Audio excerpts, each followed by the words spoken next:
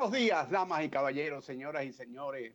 Bienvenidos a su programa Periodismo y Sociedad, un espacio abierto, horizontal, donde día a día aireamos información para que usted se forme su propia opinión. Buenos días, don Gregory. Buenos días, don Licho. Good morning. Buenos días. ¿Cómo se dice en ruso? Buenos días. Good morning. Así le dijo Putin a Biden. Porque Biden le dijo asesino. Y Putin Biden le dice asesino. Si tú me dices asesino es porque tú lo eres. Tú sabes la cualidad de asesino. Sí, pero no todo se dice. Y Putin le dijo, Dios lo bendiga. Dios lo bendiga. Así es. El que nos puede decir con la fábula del águila, el león y la zorra que se recogió en 1878 es José Dubois-Bremont. Tenemos una foto de él, a ver si el máster la coloca. Dubois-Bremont fue un gran educador, pedagogo dominicano, oriundo de San Cristóbal. Trabajó mucho por la zona de San Francisco de Macorís, Moca, Puerto Plata. Cultivó la poesía inspirándose en la figura de Salomé Ureña. Escrituró 2 libros, El lenguaje de los niños y Salmo infantil, y una obra póstuma, Procederes, guía para el maestro. Fue intendente escolar en el Departamento del Norte, presidió el Ateneo Amigos del País y fue diputado al Congreso por Puerto Plata entre 1899 y 1902. Pues fue una cosa. Perdone usted. Yo sé Bremont no fue poca cosa. Dubois-Bremont. Fue uno de esas personas que han contribuido al acervo cultural, bibliográfico de la República Dominicana. Pero aquí sí te vas a dar gusto, Licho. Buen tiempo. Y usted también. Gracias. Yorosaki Ransom, el gran garabato Saki. Nació en 1931. ¿Cómo se llamaba? Yorosaki Ransom. Es Jorge Sank. Sí, pero en su partida de nacimiento dice George, G-O-R-G-E, Saki Ransax, terminado en X. El gran garabato Saki nació en 1931, gran jugador de las Estrellas Orientales, Leones del Cogido, y por supuesto, ¿de cuál? Mejor equipo, del equipo Licey. Tuvo la dignidad de nunca jugar para el Cibao. Sí. Combatió a Escogido y combatió a las Águilas. Con ese pie. Miren, Garabato Saki vivía en Río San Juan. No sé si vive en Río San Juan todavía. No, él falleció en el 2016. Falleció. Allá falleció en Río San Juan. Yo lo conocí y en par de veces tuve la oportunidad de verlo en el play de Gaspar Hernández, mi pueblo. Un gigante bien formado, su cuerpo. Un carisma similar al de Rico Carti. Una cosa increíble, un señor afable, jocoso y una contextura impresionante, Garabato Saki. Bueno, la conducta esa expresión personal que usted está describiendo, la mayoría del dominicano es así. Quizás no la contextura física, pero sí el dominicano es muy, muy abierto, muy entregado. Mire, él jugó en la AAA de los Estados Unidos con los Mellizos de Minnesota, los Gigantes con el Cincinnati y los Dodgers. Se retiró en el año de 1970 a la población de Las Novillas, en Río San Juan, María Trinidad Sánchez, donde falleció aparentemente escasos de recursos financieros. Murió en el 23 de mayo del 2016. Y no podemos dejar por fuera lo que ocurrió un día como hoy, en 1844, la batalla de el 19 de marzo la batalla de Asua. Tenemos un video de la Asociación Aula de Clase, que es muy interesante. Vamos a pedirle al máster que por favor la coloque con su audio. Luego de la proclamación de la independencia dominicana, el 27 de febrero de 1844, se desarrolló la Guerra de Independencia, la cual tuvo una duración de 13 años, desarrollándose el primer enfrentamiento entre las tropas dominicanas y haitianas el 19 de marzo del mismo año, y pasando a la historia como la Batalla de Asua o la Batalla del 19 de marzo. Después de que los trinitarios dejaran en claro que el pueblo dominicano es libre e independiente de toda potencia extranjera, el presidente haitiano, Charles Herald, organizó su ejército de 30,000 hombres, el cual fue dividido en 3 francos para penetrar en la recién proclamada nación. El primero estaría al mando del general Pierrot, con 10,000 hombres, que entraría por el norte y tomaría a Santiago y Puerto Plata. El segundo estaba dirigido por el propio Herald, con la pretensión de tomar Asua y San Juan de la Maguana. El tercer y último franco, dirigido por Suffren, debió entrar por Neiva. Las tropas dominicanas estaban posicionadas en puntos estratégicos en la ciudad de Asua. Estaban conformadas por 2,500 soldados, entre los que habían ateros y monteros, que formaban el ejército de Pedro Santana. Entre estos soldados se hallaban jóvenes azuanos que habían sido entrenados por Antonio Duvergé y Francisco Soñé. Las tropas criollas estaban repartidas entre el Camino del Barro, donde se encontraba la fusilería azuana comandada por el capitán Vicente Noble. En la loma de Resolí, 200 hombres al mando de Nicolás Mañón. En el centro de la villa habían 2 cañones, uno manejado por Francisco Soñé y otro por José del Carmen García. El general Herald avanzó su ejército con el fin de atacar a las tropas dominicanas, pero los dominicanos atacaron a los haitianos que avanzaban por el camino de los Conucos. El enemigo fue rechazado por el cañón de Francisco Soñé, cuyos impactos dejaron decenas de muertos y un enorme terreno despejado por la metralla en las que minutos antes habían sido compactadas filas enemigas.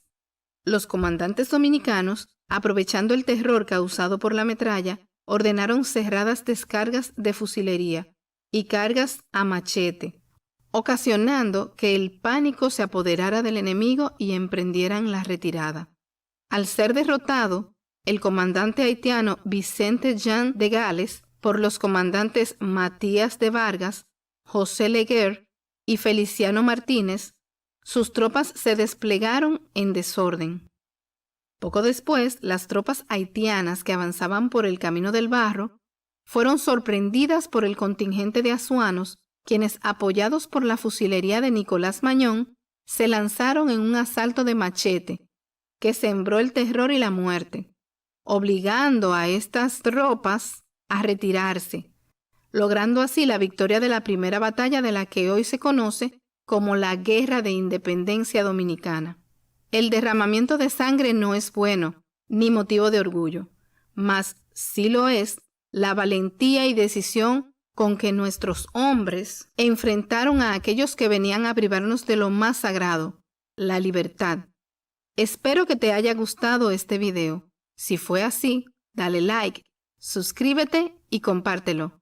¡Hasta pronto!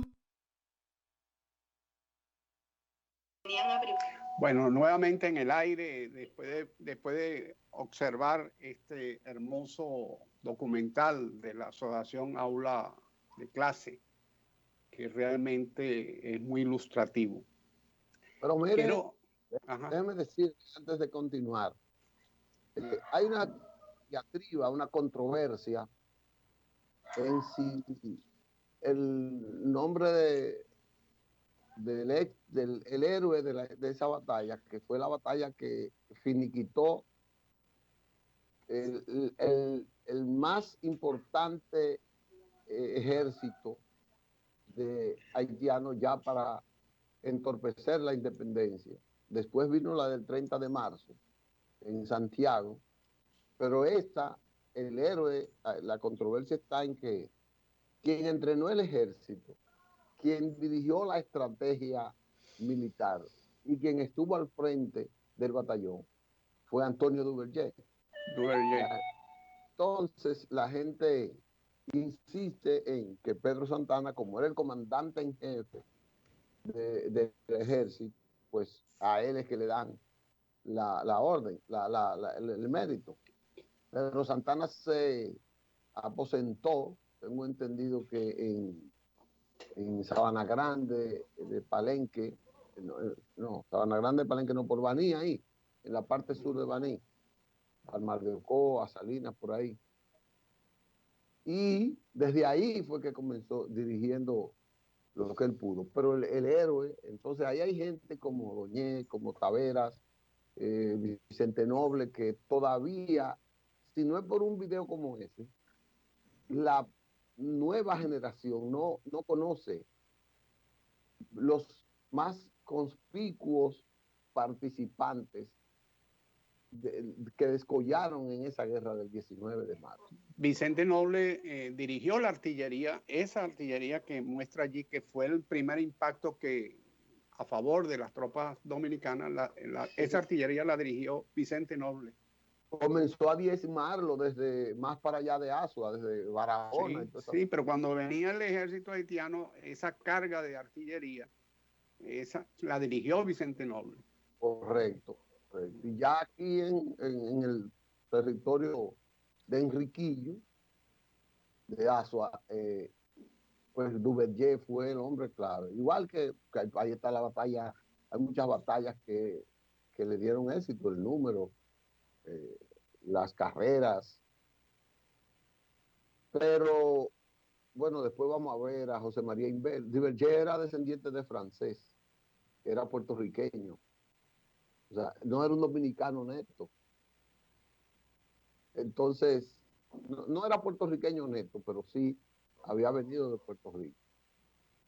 Y en Santiago, pues vamos a ver a José María Inver, que no es un dominicano neto. O sea, los dos hombres claves en la independencia para derrotar el frente norte y el frente sur del ejército haitiano, pues fueron dos generales de la Armada francesa, formados en la Armada francesa. Luego, en hechos posteriores, Santana ordena el fusilamiento de Duvergé. Correcto, como hizo con los Sánchez y con los mayores patriotas de este país, con los Gavino Puello, Joaquín Puello, con la gran cantidad. Por eso Santana no puede estar en el Partido Nacional. Sí. Ahora, hay un dato que siempre lo he visto, dice, el ejército patriota estaba formado por ateros y monteros. Mucha gente quizás no sabe lo que es un montero, o algunas personas no saben. Monteros eran las personas que estaban dedicados o bien al servicio, eran peones de finca, o dedicados al corte de la madera. Recordemos que el sur... Perdone usted. Digo, el montero era el peón del atero. Sí, y recordemos que el sur, la economía era fundamentalmente la madera. El acto era en el Ceibo, en esa región del este del país, era la cultura económica atera, pero en el sur era fundamentalmente la montera, y si usted me corrige, son los dos pilares económicos que gravitaron en la política dominicana. Buenaventura Báez, que creo que era de la madera, pues, de su fuerza, y Santana era atero. He aprendido las lecciones suyas. He aprendido las lecciones suyas, don Licho. En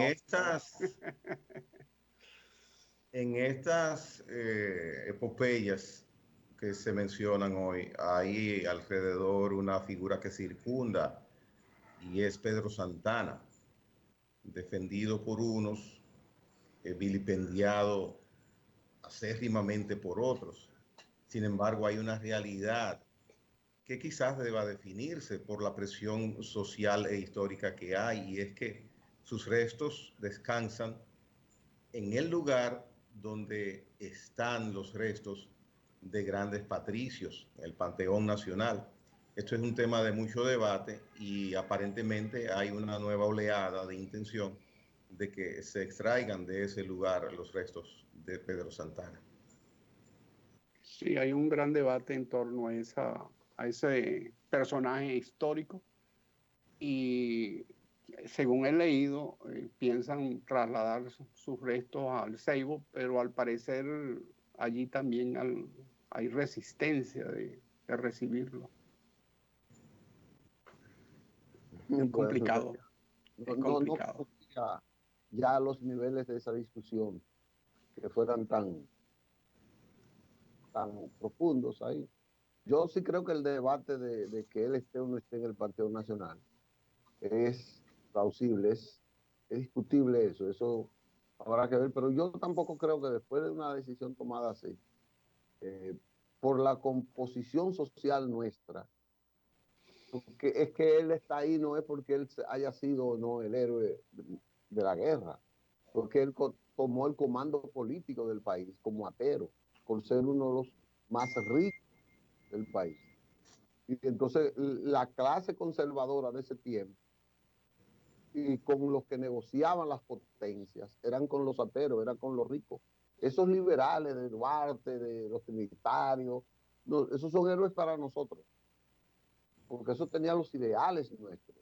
Pero los que le interesaban a las grandes potencias eran los que negociaban, los que producían, los dueños del país. Y los dueños del país eran esos ateros, eran esos madereros, eran los tabaqueros del Cibao. Esos eran los dueños del país.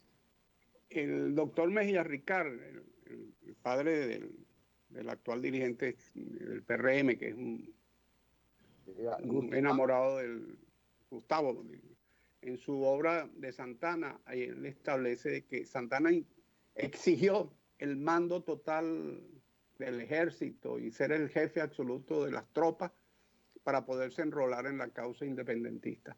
O sea, no fue como en otros escenarios, en otros países donde el caso de Bolívar, pues que era subalterno de Miranda y en el decurso de la guerra fue adquiriendo preeminencia y llegó a ser el jefe absoluto.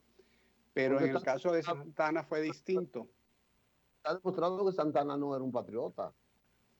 Santana fue un oportunista que necesitaba seguir disfrutando del negocio, de la exportación de cuero, porque en ese tiempo la carne no se exportaba, y de la leche.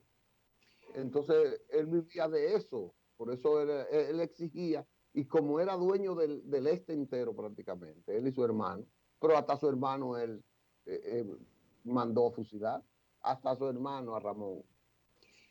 Sí, no era un patriota, y recuérdese que después que él tomó el poder político, a través de la Constitución del 44, Santana abrió las puertas a las negociaciones con las potencias para anexarla. Pero es que él nunca fue republicano. No. Él nunca escondió eso, según he leído en algunos textos, ¿verdad? Perdón, él nunca fue republicano, él siempre fue anexión. Él estaba luchando para sacar a Haití del suelo dominicano y retornar esto al reino español. Él nunca negó eso, como otros aspiraban que fuera esto parte de los Estados Unidos y otros parte de Francia. Pero él realmente nunca lo negó. Es correcto. Bueno, pero bueno, tenemos otra efeméride para que... No, yo creo que con esto es suficiente. Pero vamos a celebrar, los azuanos están de fiesta hoy, están celebrando. Generalmente los presidentes iban a San Juan, a Azua, disparaban allá los trabucazos y celebraban esa fiesta. Ya no van, creo yo, ya no le dan importancia. Porque ya no le dan importancia ni en la escuela. Bueno, hoy es el día de San José. ¿Usted de dónde es, don Licho? ¿De San José de las Matas? De San José de Ocoa. San José de Ocoa es usted. Así que felicidades El paraíso para, terrenal. para Eso fue para todos los José. José Paliza, el presidente de su partido. ¿No se llama José Paliza? Vamos a una pausa. Una pausa. No politice la efeméride. Vamos a una pausa.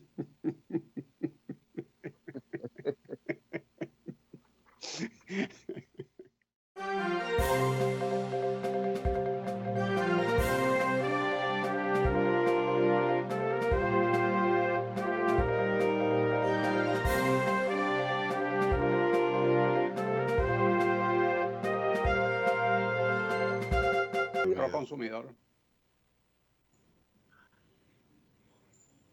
Eso es una pelea difícil. Mira, anoche yo se lo dije a él. Bueno, él lo sabe. Nuevamente en el aire, damas y caballeros, viendo aquí las 10 provincias con menos casos de COVID, don Gregory, usted que prometió eso. ¿Cuáles son? Las que de menor a mayor, las 10 con menos: Montecristi, Santiago Rodríguez, Dajabón, Independencia, Samaná, El Ceibo, San José de Ocoa, Atomayor, Pedernales y Elías Piña. Y las con más casos, de mayor a menor, la que tiene más casos es el Distrito Nacional, Santo Domingo, Santiago, La Vega, La Altagracia, Puerto Plata, La Romana, San Cristóbal, Duarte, Espaillat y Espaillat, es la 10ª. ¿Está el conteo está cuantitativo o porcentual? Bueno, aparece la población, los casos, el porcentaje, etcétera. Porque hay que ver el porcentaje. Bueno, en el Distrito Nacional aparece el porcentaje, de población 6.74 y así sucesivamente, sigue hacia abajo. ¿Y las otras provincias que menos tienen? ¿Cuánto es el porcentaje mayor? El mayor es 1.48. No, miento, 1.66, que es... Hay que valorar muchas cosas ahí. Sí, Primero que sí. por ser las más pobladas son las que más contagio han tenido. Claro. Y al ser más pobladas son las que mayor cantidad de vectores de contagio tienen. Claro. Así es. Entonces, esa es una consecuencia de la demografía, de la alta población que tienen eso. A pesar de que en las pequeñas, recuerden que hubo provincias como Elías Piña que duramos 4 meses sin el primer caso, igual que en Ocoa. En Ocoa hubo muchos meses sin el primer caso. Yo lo recuerdo. Y cuando se dio el primer caso fue un escándalo. Ahí registraban hasta el guardia que iba a entrar. Ocoa tuvo un protocolo que pienso, no sé si alguna provincia lo tuvo, y es la restricción de entrada y salida de personas en su demarcación. Lo mencionábamos siempre, yo recuerdo aquí en Periodismo y Sociedad, ese hecho, y verdaderamente cuando se produjo el primero, el segundo, el tercer caso, pues llamó bastante la atención. Ocoa fue el primer pueblo que aglutinó, recuerda que era el rito nuestro, a todas sus organizaciones sociales, a las fuerzas vivas, en un solo comité, dirigido por el sector salud. Por ahí estaba trabajando los bomberos, la defensa civil, las fuerzas armadas, las juntas de desarrollo, la iglesia, todos los sectores vivos alrededor de ese comité. Y eso fue un ejemplo. Bien. Miren, ayer hubo un movimiento que llamó la atención inicialmente porque se trata de la emisión de un decreto presidencial, y los decretos presidenciales siempre son atención de la ciudadanía y sobre todo de quienes laboramos en medios de comunicación. Me refiero al hecho de las designaciones, por llamarle así, del nuevo Contralor de la República y del nuevo Tesorero de la República. Inmediatamente surge esto, wow, sustitución de funcionarios. Sin embargo, hubo un cambio en realidad. La un posición... un enroque corto, se llama eso en ajedrez, un enroque corto. Ya. ¿Por lo público o por lo personal o por lo institucional? Don Isidro. No, perdón, no, porque cuando tú pasas del contralor lo colocas tesorero y tesorero lo colocas contralor, en ajedrez hay una jugada que tú llevas la torre hacia la reina y pones la reina al lado de la torre. En una sola jugada hace los dos movimientos y eso se llama enroque corto o enroque largo si es con el rey. Entonces, pero en una sola jugada mueve a dos fichas. Eso es lo que ha hecho el presidente, un enroque corto. No dos fichas cualquiera, no. Dos de las tres importantes. Pero es que el rey y la reina en ajedrez y la torre son las fichas más importantes. Estamos hablando Bien. Entonces, pues vimos que hay ese movimiento en el tren gubernamental, en el área financiera del gobierno, áreas vitales, importantísimas, y esto es normal. Podrán hoy surgir comentarios sobre uno, otro funcionario, sobre el desempeño que tenía cada quien. Esas son apreciaciones que muchas veces no tienen ningún tipo de fundamento. Lo esencial es que en una empresa, en una institución, en una organización, se producen movimientos regulares que se necesitan, que proceden. Y eso es lo que a mi modo de ver ha sucedido aquí. Por supuesto, motivación alguna hubo, pero son situaciones que no pasan a mayores porque si hubiese sido así, ya uno de ellos, dos o los dos, no estuvieran en ningún cargo. Además de este movimiento que hizo el presidente Abinader, está la designación que suple el vacío que había en la cabeza de Proconsumidor, importantísima institución que trabaja en defensa del consumidor dominicano.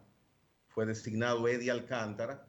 Eddie Alcántara pertenece a las filas del Partido Reformista, es su presidente en funciones, y ya hace unos 3 meses Anina del Castillo, que había desempeñado una buena labor al frente de ese organismo, pues renunció al cargo en una manera de decirle al nuevo gobierno, disponga usted y asuma las riendas. Entonces ya ha sido llena de esa vacante con Eddie Alcántara. También eliminó el teletrabajo, ¿no? Que había un 40% de los funcionarios públicos que podían trabajar desde su casa vía internet. También se eliminó eso. O sea, eso implica de que hay como seguridad en que los programas del COVID están avanzando con certeza. No, y además eliminó la orden de que solo los empleados públicos solo trabajarían hasta las 3 de la tarde. Eso quiere decir que ahora los empleados públicos tienen que trabajar hasta las 5 de la tarde. Sí. O hasta sí, las 4.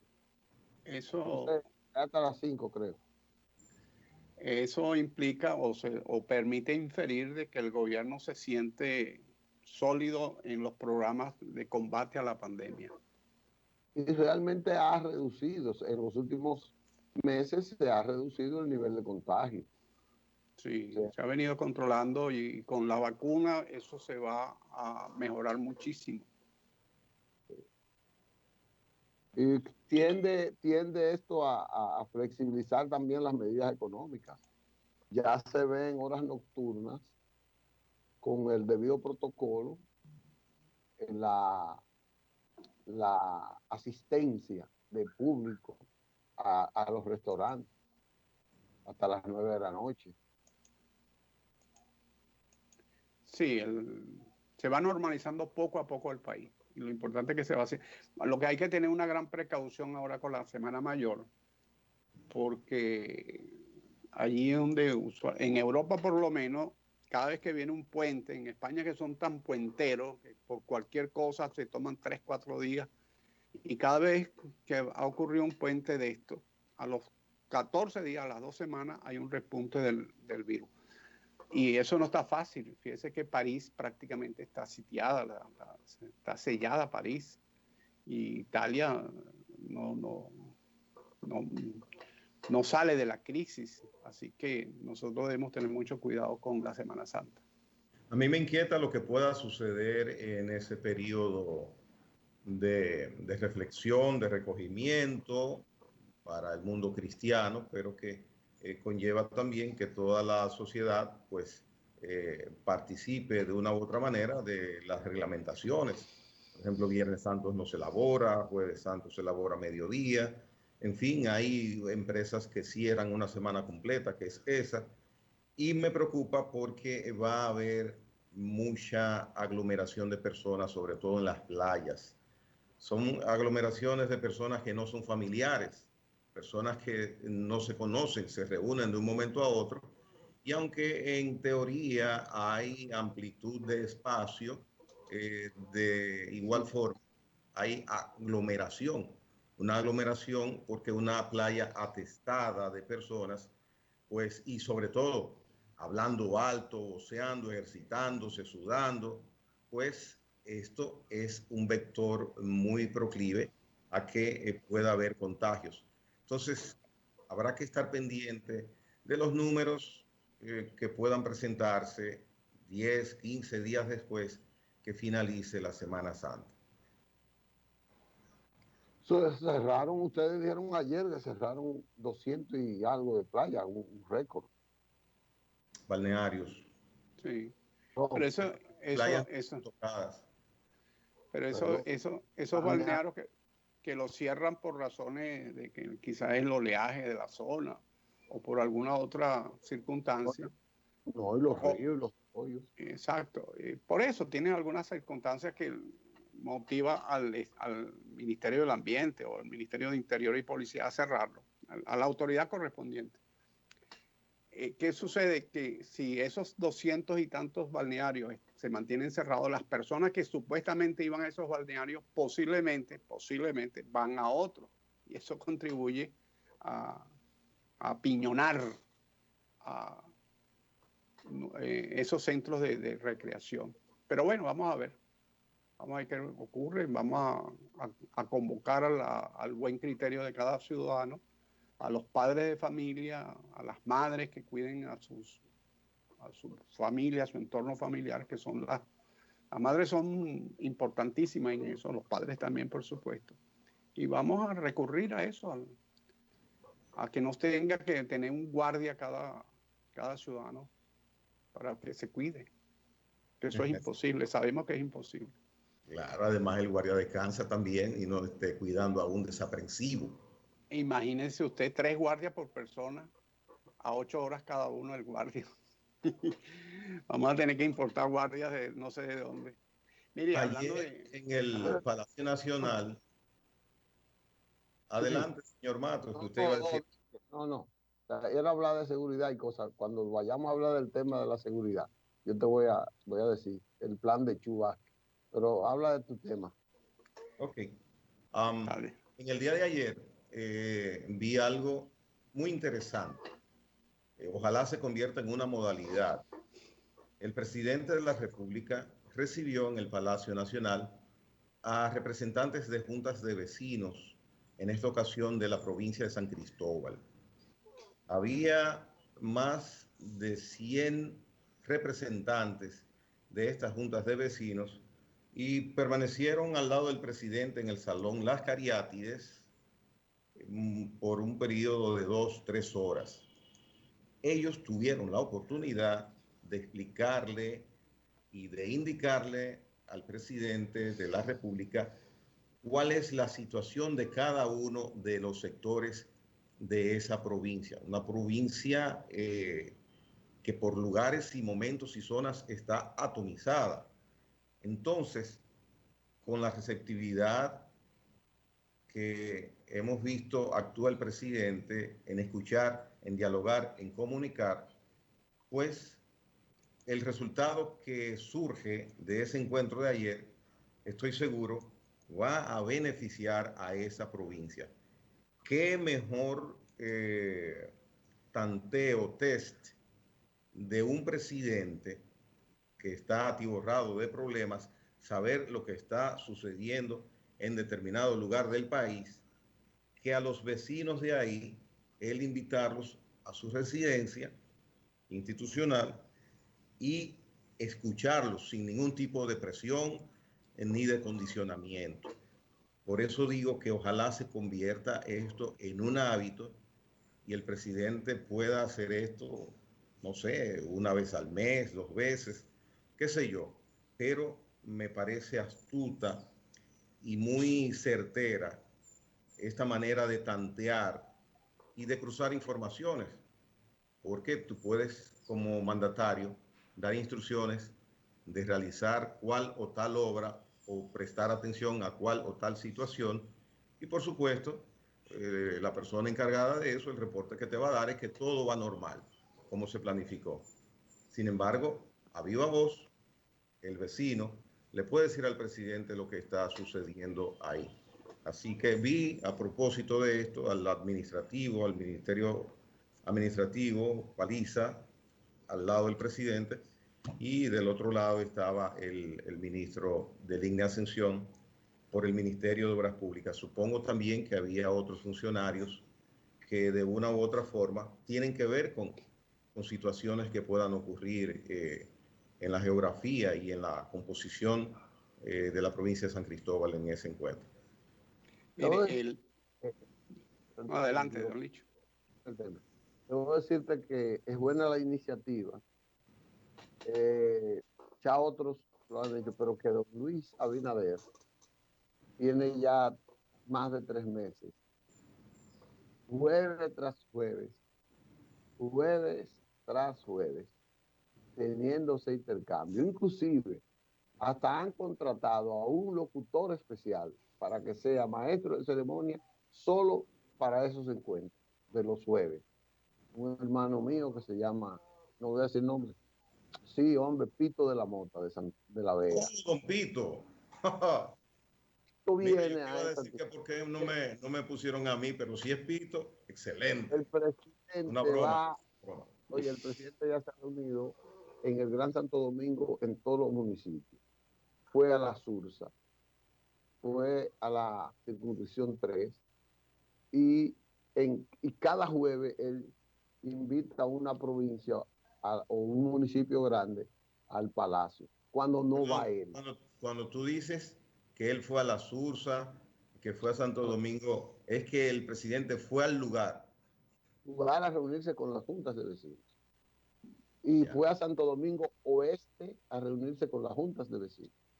O sea, él tiene una, una dinámica de trabajo, de interacción y de escucha a todos los sectores, precisamente porque ahí, como tú dices, él se alimenta de cosas que quizás no le puedan llegar por la prensa, le llegan aisladas o no le llegan a través de los funcionarios que se deban hacer. Y en las provincias se reunió en Dajabón con las juntas de vecinos, se reunió en San Juan. A muchas provincias ya él ha ido a reunirse con eso. O sea que es un buen mecanismo de información para esa parte.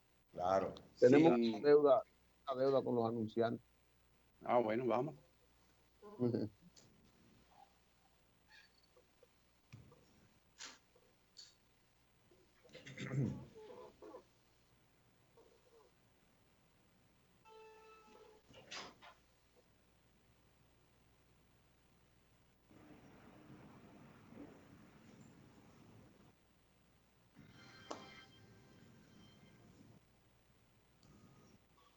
Cuando calienta el sol aquí en la playa.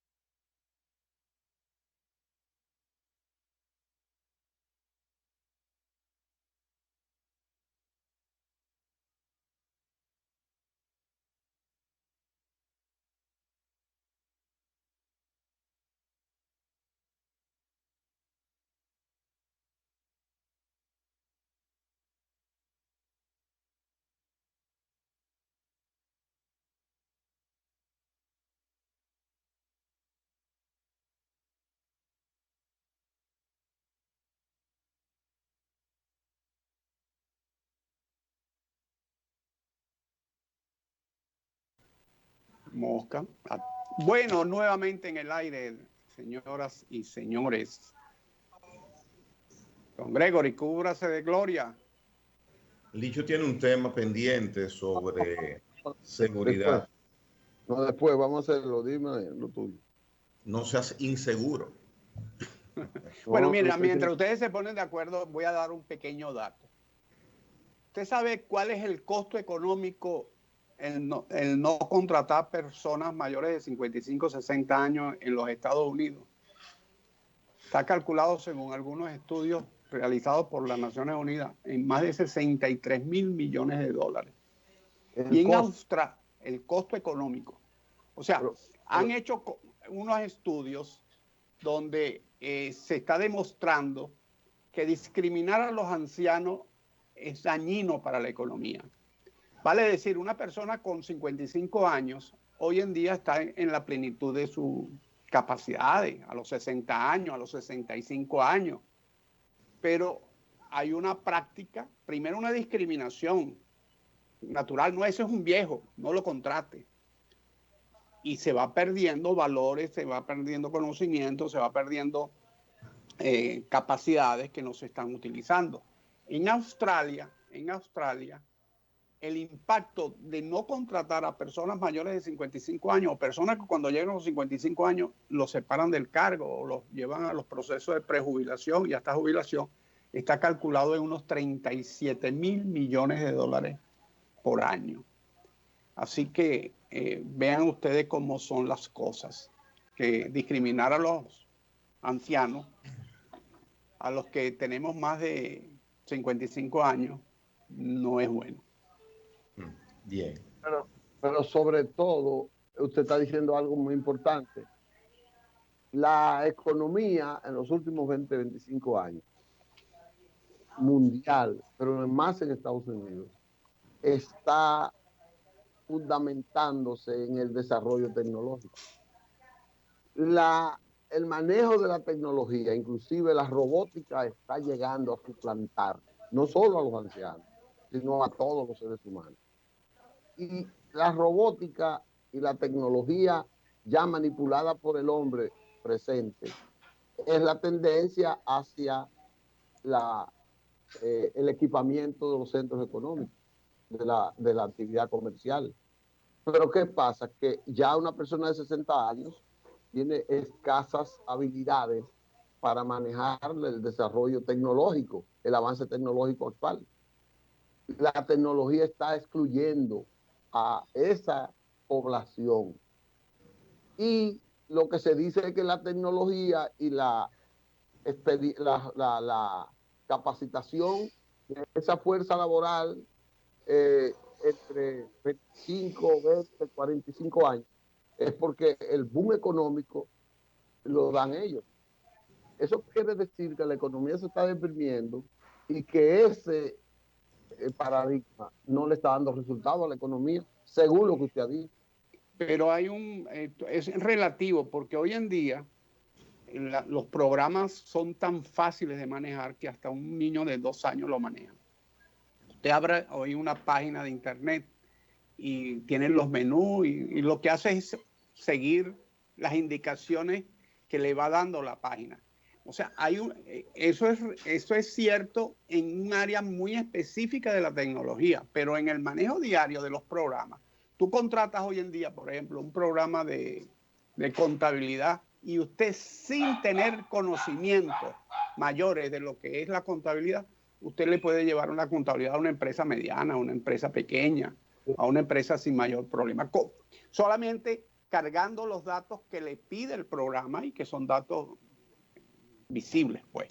O sea, que todo es relativo. Yo no digo que no tengas razón en buena parte, pero que la misma tecnología te ofrece una cantidad de herramientas de que las personas mayores de 55 años las pueden manejar y manejarlo con criterio, porque tú sabes lo que es difícil. Cuando tú agarras a un joven, y eso te ocurre usualmente en los bancos, que te dicen, es que la computadora no me dice eso. Y hay ciertas baches lógicos. Dice, bueno, pero consulte usted a su supervisor, consulte a su jefe, porque tengo esta duda, esta incógnita. Es que la computadora no me dice eso. Y la persona, el nivel de abstracción de ese muchacho al frente de esa pantalla es nula prácticamente. No le da ni siquiera para ir a consultar con un jefe. Entonces, cuando hay personas mayores que tienen una vivencia, que tienen una experticia de vida, muchas veces las empresas se benefician de ese conocimiento.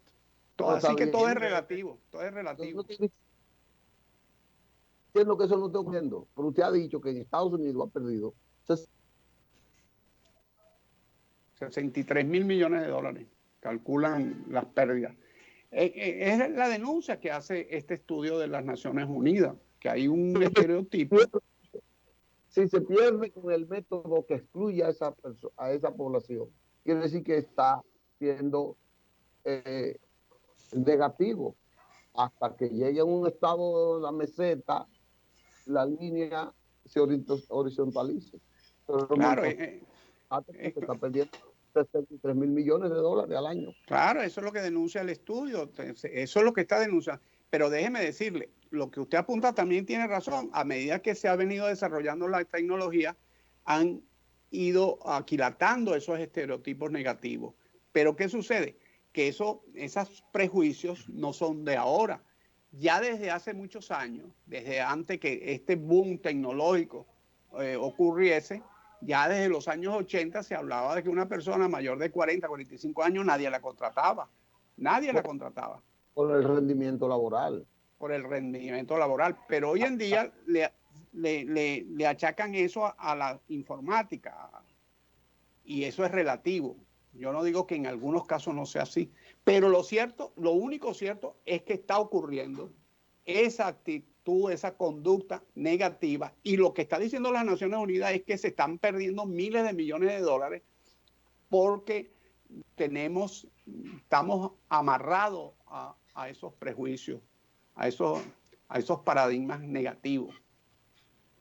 Bien, un tema que no quería dejar, lo voy a tocar bien breve, ya el programa está terminando. Ayer el arzobispo metropolitano de Santo Domingo, Francisco Soria, fue cuestionado sobre la opinión que tiene al respecto de la intención que hay de las tres causales, tratarlas de manera independiente al conocimiento del Código Penal que está pendiente de aprobación. Él indicó una expresión bastante clara, fuerte, contundente. Si las tres causales se aprueban, es aprobar la pena de muerte. Al mismo tiempo, el presidente en el día de ayer indicaba de una manera muy explícita que su posición era personal. Los legisladores de su partido, tratándose del tema tan delicado que es, tienen pues la independencia, cada uno de ellos, de tratar este tema de la manera que considera, porque es un tema religioso. Indicaba también que este tema tiene la sociedad dominicana dividida. Verdaderamente es así. Mira, ese es el tema más hipócrita del mundo, de la época que yo he podido ver. Pero no me voy a circunscribir ahí, sino a lo que dijo el monseñor. Él dijo, yo estoy de acuerdo con él. Él dijo, es verdad que están condenando a la víctima a no nacer. Dice él, es verdad. O sea, yo no estoy ni a favor ni en contra con este comentario. Tengo mi posición. Yo estoy con las tres causales. Esa no es mi posición. Pero él dice, ¿y el victimario? Si una mujer hay que abortarla porque fue violada, porque hubo incesto, ¿y el culpable de ese incesto dónde está? Dice él, está vivo y muchas veces suelto. Entonces, ese código tiene que velar por muchas cosas. Yo pienso que la única salida que hay para definir de la manera que cada quien entienda el tema es la vía del referendo, definitivamente. Pero déjame decirte, están aduciendo de que no puede ir a referendo porque los derechos fundamentales no van a referendo. Y esa premisa es válida, pero es que el aborto no es un derecho fundamental. La vida es el derecho fundamental. Y entonces, ¿cuál de las vidas? Porque el problema es conciliar. Es que el aborto es otra cosa, estamos hablando del... Por eso, pero están diciendo en los medios de que no se puede ir a referéndum porque eso es un derecho fundamental. El derecho fundamental es la vida. Es cierto, los derechos fundamentales no los puede someter a referéndum, pero es que es la vida el derecho fundamental. El aborto no es el derecho fundamental. Así que yo estoy de acuerdo contigo. Es más, lo hemos planteado aquí. El aborto debe ir a un referéndum público, que sea la sociedad dominicana la que diga si está de acuerdo o no está de acuerdo. Miren, señores. Ustedes hace mucho que no viven en esos sectores superpoblados y en una sociedad como la nuestra.